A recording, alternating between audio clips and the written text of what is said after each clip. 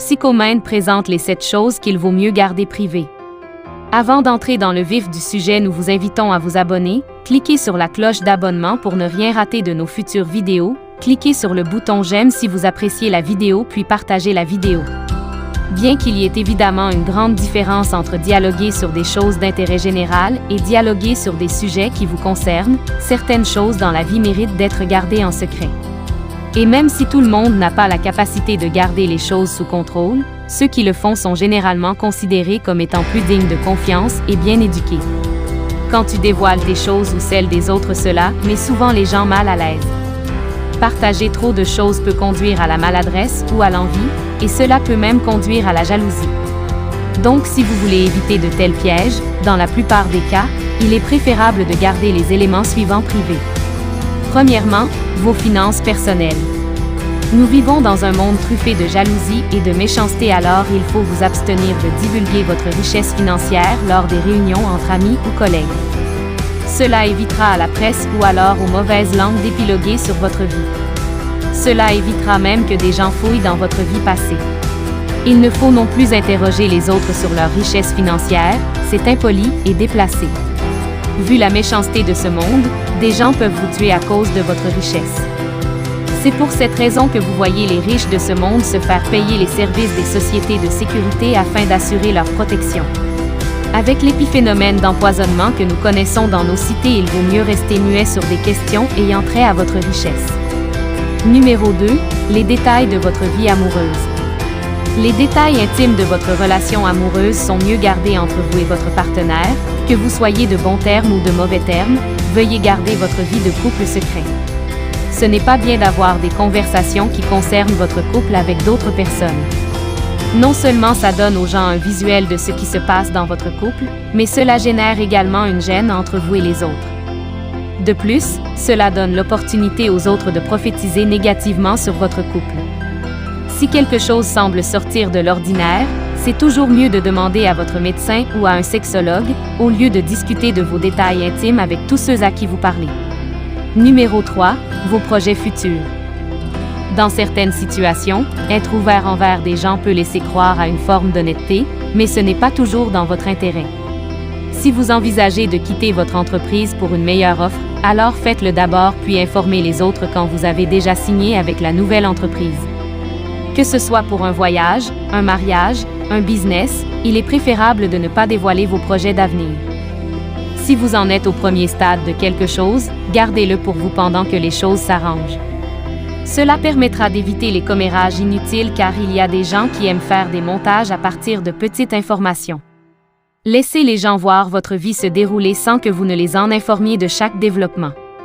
Quand vous le leur dites, ils peuvent penser que c'est normal de vous donner leur avis. Et quand on prend l'avis de trop de gens, on peut finir avec des conseils qui ne sont peut-être pas dans votre intérêt. Numéro 4. Les détails de vos conditions médicales. À moins que vous ne discutiez des détails avec votre médecin ou fournisseur d'assurance, il est préférable de rester discret sur vos problèmes de santé. Oui, il y a un sentiment de camaraderie lorsque vous rencontrez quelqu'un qui est dans la même condition que vous, et ça fait du bien d'avoir quelqu'un qui comprend les problèmes qui en découlent. Cependant, il est facile de développer une mentalité de victime, ce qui peut vous donner l'impression que vous cherchez à ce que les autres vous voient comme un inapte. Ça devient plutôt inconfortable pour les gens d'entendre les détails d'une maladie. Numéro 5. Les problèmes de votre couple. Ce qui pourrait être un vrai problème pour vous pourrait rapidement devenir des ragots pour les autres, et vous ne voulez certainement pas donner à quiconque cette opportunité de mal parler de votre couple.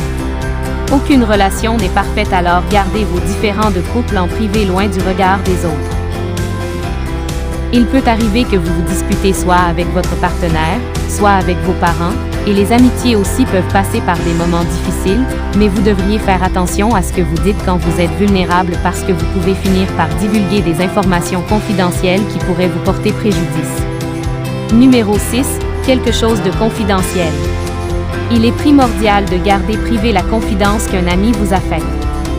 Si de façon intentionnelle ou par accident vous trahissez votre ami, alors vous mettriez toutes les parties concernées dans une position inconfortable et dans certains cas, dans une situation désordonnée. Et il n'y a pas de retour en arrière possible après ça. Donc si vous avez fait une promesse de garder quelque chose de confidentiel, Faites-le. Numéro 7. Séance de psychothérapie personnelle. Le psychologue, de par son serment d'Hippocrate, a le devoir de garder secret toutes vos séances de thérapie. C'est pourquoi il est conseillé de prendre rendez-vous avec un psychologue pour lui parler des problèmes qui vous minent. La thérapie est quelque chose d'incroyablement privé.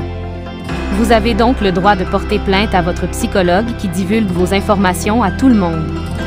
Parfois, vous pouvez dialoguer avec un ami et cela déclenche une réaction chez lui. Vous pouvez l'accabler de vos problèmes alors qu'il a lui-même ses propres problèmes.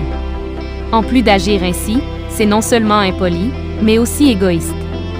C'est la raison pour laquelle vous devez parler de vos problèmes à un psychologue qui devrait sans aucun doute garder vos informations secrètes mais aussi apporter des solutions à vos problèmes.